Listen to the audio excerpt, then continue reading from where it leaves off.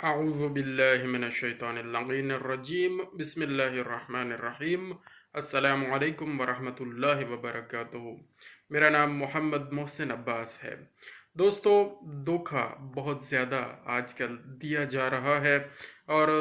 لوگ صرف یہ سمجھتے ہیں کہ کوئی لین دین اگر ہے کسی نے کسی کو پیسے دینے ہیں اور وہ واپس نہ کرے تو یہ دھوکہ ہے، یا کوئی کسی سے کوئی پیسے یا کوئی چیز ہتھیا لے فراڈ سے، دھوکے سے، تو یہ دھوکہ ہے۔ دوستو، دھوکہ یہ بھی ہے کہ آپ کسی کے ساتھ کوئی کمٹمنٹ کرتے ہیں اور پھر اس کمٹمنٹ پر پورا نہیں اترتے۔ آپ کسی کے ساتھ کوئی بات فائنل کرتے ہیں کہ یہ کام ہے، یہ اسائنمنٹ ہے، یہ کانٹریکٹ ہے، یا یہ ایک کام ہے جو ہم نے اس طرح بیٹھ کے کرنا ہے۔ آپ آپس میں بیٹھ کے طے کرتے ہیں، 2 بندے، 4 بندے، 6 بندے، 10 بندے، جو بھی ہے، اور پھر اس کانٹریکٹ سے ہٹ جاتے ہیں، عہد شکنی کرتے ہیں، تو یہ دھوکہ ہے۔ یہ ایفائے عہد نہیں ہوگا اور یہ وفائے عہد نہیں ہوگا، اور یہ دھوکہ بازی میں شمار ہوگا۔ اور اس بات کو بہت ہی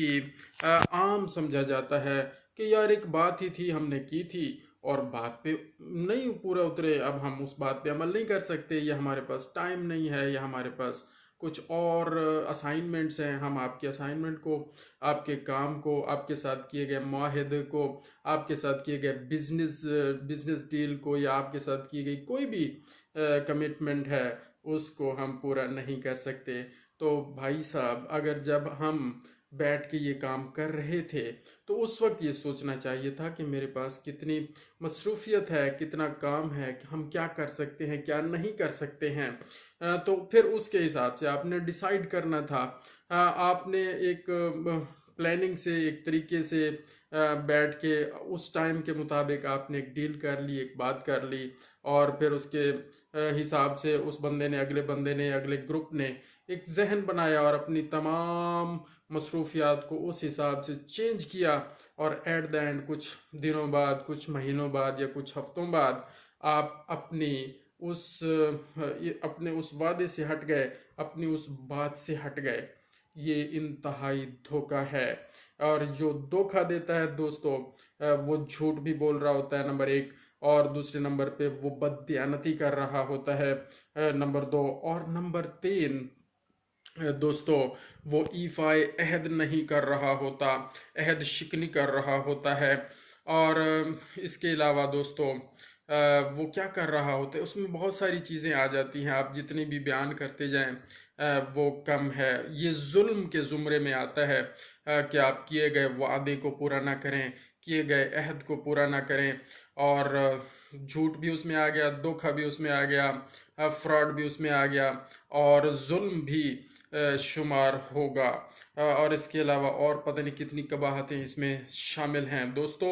ہم من حیث القوم ان چھوٹی اہم ترین باتوں پر غور نہیں کرتے، جس کی وجہ سے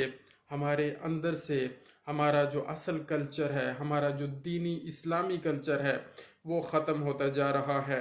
اور جو ان باتوں پر عمل کرتے ہیں، کیونکہ موسٹ آف دا پیپل، بہت سارے لوگ ان چیزوں پر عمل نہیں کر رہے، وہ سمجھتے ہیں کہ یار یہ پرانے زمانے کے لوگ ہیں، یا پرانی سوچ کے لوگ ہیں،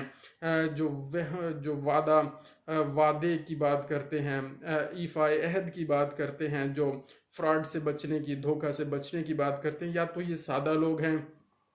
یا انتہائی بے وقوف لوگ ہیں۔ تو دوستو، نہ کوئی سادہ ہوتا ہے، نہ کوئی بے وقوف ہوتا ہے۔ اللہ تعالیٰ کے احکامات سامنے رکھے ہوتے ہیں، اور ان کو دیکھ کر کوئی بندہ کچھ سوچ رہا ہوتا ہے اور اس کے مطابق چلنے کی کوشش کر رہا ہوتا ہے۔ تو اللہ تعالیٰ ہمیں توفیق عطا فرمائے، اور ہم سب کے حق میں یہ دعا مستجاب فرمائے کہ ہم ظلم سے بھی دور رہیں، دھوکہ سے بھی دور رہیں، جھوٹ سے بھی دور رہیں، اور ہر طرح کی اخلاقی اور روحانی اور جسمانی برائیوں سے دور رہیں۔ اللہم صلی علی محمد و آل محمد وعجل فرجہم۔